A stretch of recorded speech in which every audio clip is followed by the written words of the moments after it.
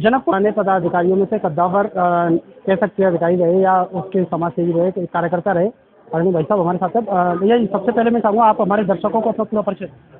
मैं मनोज अग्रवाल, कोली भाई मेरा नाम है और मैं रामलीला में विगत 45 वर्ष होते 1980 से सेवा में हूँ और मैंने जनकपुरी महोत्सव आज लगातार जिस तरह से मनाया जा रहा है, हर वर्ष मनाया जाता है विधिवत, लगभग 150 वर्षों से ये चला आ रही है परंपरा, लेकिन विगत से 40 वर्ष पूर्व है किस तरह की जनकपुरी आयोजन होता था और आज की जनकपुरी आयोजन में कितना कुछ परिवर्तन हुआ है? देखिए, मैं अपनी ध्यान की बात बता रहा हूँ। मैंने नूरी दरवाजे में, गुड़ की मंडी में, बारेवाई गली में, कटौड़ा बयार में, इन सब जगह में मैंने जनकपुरी सजाई है। भगवान को उस जगह सजाया है। मात्र 4 तखत लगते थे, उस पर चदर बिछता था और जो दूल्हा दुल्हन बैठते थे उस तरीके की 4 कुर्सियाँ लंबी वाली चलती थी और पतली वाली, वो 4 कुर्सियाँ आती थी, 5 कुर्सियाँ, उन पर स्वरूप बैठते थे। जब से जनकपुरी का शुरुआत देखी है मैंने, और आज धीरे धीरे कर आज जनकपुरी ने जो भव्य रूप लिया है, एक अलग सा आयोजन हो गया है, आगरे का एक उत्सव हो गया है।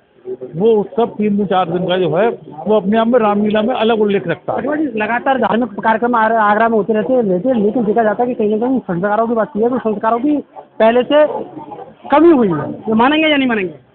ऐसा है, कोरोना के बाद मंदिरों में और इन सब चीज़ों में भीड़ तो बहुत बढ़ गई है, लेकिन लोगों ने भगवान के प्रति एक फोटो लेने की ललक ज़्यादा है, बजाय उनके संस्कार, उनके आदर्श, उनकी कोई बात को अपने जीवन में अमल में लाएं, उनकी बजाय मतलब मंदिरों में देखता हूँ मैं, भगवान गणेश जी के आगे खड़े हुए सेल्फी ले रहे हैं, भोलेनाथ के आगे सेल्फी ले रहे हैं। अरे भाई, भगवान को अगर लेनी है तो अपने दिल में लो।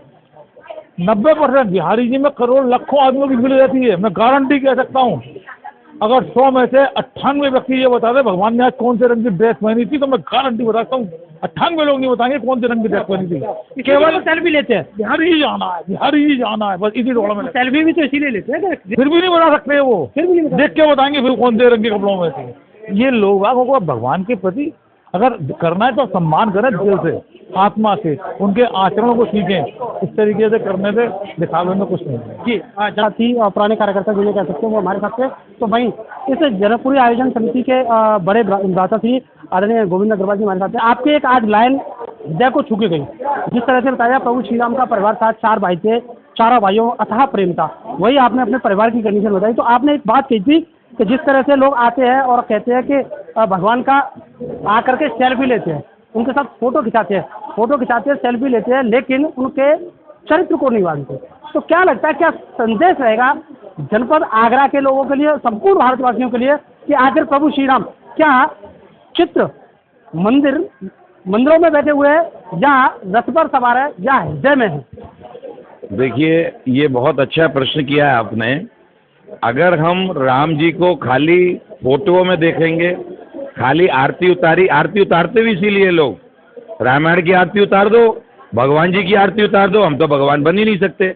ये आध्यात्म से जोड़ करके देखने का विषय मर्यादा पुरुषोत्तम का है, देखना चाहिए। और हमारे ऋषि मुनि संत सब उनको विष्णु अवतार कहते हैं। लेकिन मुझे ऐसा लगता है कि अगर आप समाज में कुछ सुधार लाना चाहते हैं तो कृपया करके इन्हें भगवान ना माने। ईश्वर खुश होगा जिस दिन आप ये कहोगे कि मैं आपको मर्यादा पुरुषोत्तम मानता हूँ, पुरुषों में उत्तम मर्यादा, भगवान नहीं मानता मैं आपको, तो कुछ कोशिश करोगे आप उनके गुण अपने अंदर लाने की। आरती उतार दी, हम तो भगवान बन ही नहीं सकते। तो इससे और ज्यादा क्षय हो रहा है। आदमी क्या सोच रहा है, तो भगवान थे, हम थोड़ी कर सकते हैं ऐसा, भगवान नहीं थे वो।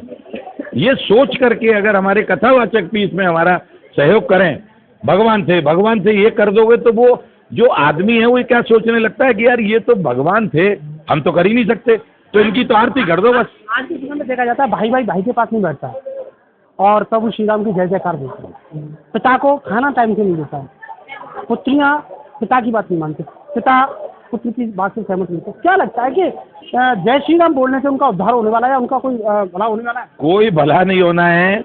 मैं संत प्रेमानंद जी का एक बार वीडियो सुन रहा था, बहुत बढ़िया बोल रहे थे वो।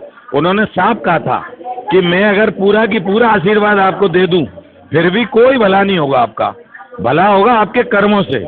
अपने कर्मों को सुधारो, से अपने भला हो जाएगा। बिल्कुल जय श्री राम मत बोलो, किसी प्यासे को पानी पिला दो, भूखे को खाना खिला दो, जय श्री राम 1000 बार जय श्री राम बोलने के बराबर फल मिल जाएगा।